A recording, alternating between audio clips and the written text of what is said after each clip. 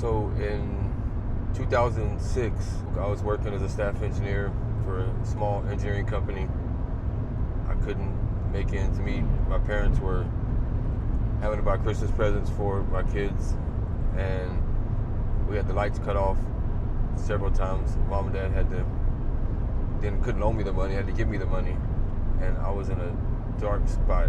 No matter, there was just not enough money at the end of the month. I was trying to float money around, had several accounts. I was float money back and forth. It was just horrible, and was doing I thought everything I could to try to figure things out, and reached a low point. I think it was December of 2006.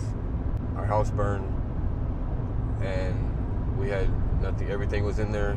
No one was at the house. We had the clothes on our back, and we had nothing. The community rallied together. Local person let us rent a house there locally, and I had nothing. I literally had nothing. I was already financially running out. I didn't even have a house, anything. It was around Christmas time, and about a month after that, been a few weeks in the house, a guy came to me and gave me some direct marketing part-time business. I joined that business, again, trying to figure out a way to make some extra money. And from that, it led me to doing some search online on how to make money in a part-time business. And I landed on a website and told me about a seminar, how to make money in a business is what I remember looking at. So I went to my wife. It was January. Get ready to get some income tax money. So we had a little bit of money coming in. And I told Lisa that I wanted to go to this seminar. And she said, "Baby, everything you do is for me and the kids. I believe in you. You should go." So I went to Atlanta, Georgia to that seminar at the end of January. And what I thought was about making money, business, which we learned all those skills. We also learned the personal development component of being the best version of yourself, working on the junk, raising your own personal ceiling, raising the bar, so to speak. And I learned some of those skills. And then several months after that is when I had a conversation with the state of Texas. I needed to get insurance for this house I was getting ready to build. It was a rectangle, 6 or 8 windows. We were building it as cheap as possible because they didn't have any money. And I called the state of Texas and told them, I had a conversation with the lady and told her the situation. I didn't have any money. I'm building this house. I've got to get Windstorm insurance. We're on the coast in Texas, so all the houses on the coast have to be designed for hurricanes. And then to get insurance, you got to have a certificate. Have to have the house designed by an engineer and inspected.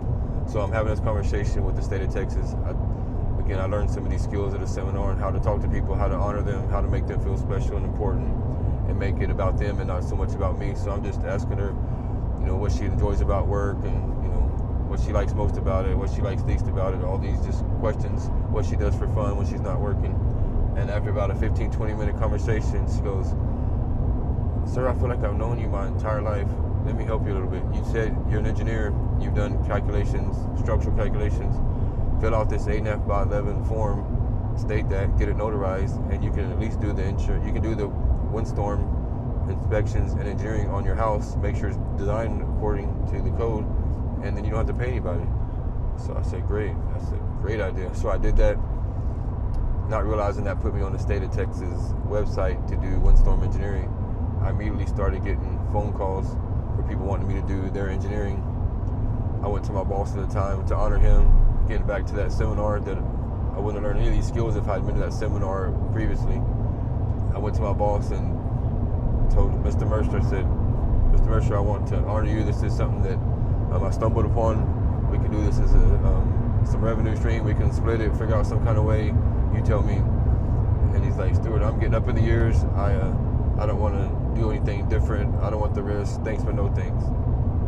So I honored him. I had 3 or 4 projects that we just started. I honored him, finished those projects in his name. And then several months after that, I started our own Windstorm engineering business, literally from scratch. And that was what put me in business for something that was deepest, darkest moment full of guilt and shame and being unworthy and couldn't provide for my wife and kids, to having absolutely nothing, zero. And within a year, 18 months, I was literally in business for myself. And that's literally what started the business journey. During that time, did anyone believe in you when you didn't believe in yourself? The one person that helped literally change everything was when I went to my wife and told her I wanted to go to this seminar. I had no idea what it was about other than what I just saw on a website. And looking back, it was wild because, yes, we have the benefit of being able to see how the journey played out. But in that moment, there was zero evidence that there was anything that I was doing was profitable in any way, shape, or form. I'm not talking about profit as far as money in our checking account personally. I'm talking about profitable in any area of my life. I could not figure any of this stuff out. And at that moment, for my wife to look me in the eye and say, everything you do is for me and the kids, I believe in you, that was the turning point. And yeah, when you look back at 18 years ago and see where we've been from that moment, yeah, you can say, okay, but for whatever reason, she had a gift, something, a vision. She had something that in that moment, there was nothing in the natural for her to naturally believe in me, other than the fact that she made a commitment in marriage to always be there for me. And that was literally there was no evidence other than that. And she made a choice in that moment to say 4 words, I believe in you. And that literally was what changed the whole trajectory of our lives, was in that moment. And something else that comes to mind is as our house is burning and we're all outside, the fire is there, and it's a small town, so people are all coming by. There was a lady, and she worked at a convenience store, and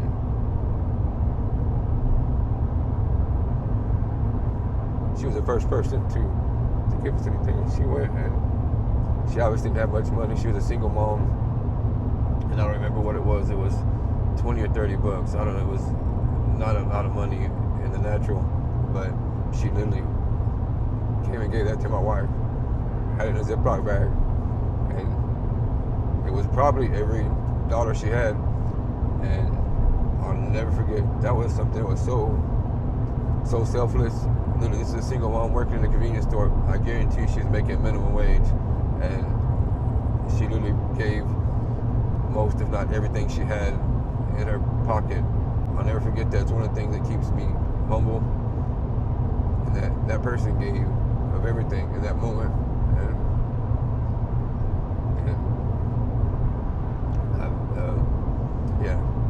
I prayed for that lady, to God to bless her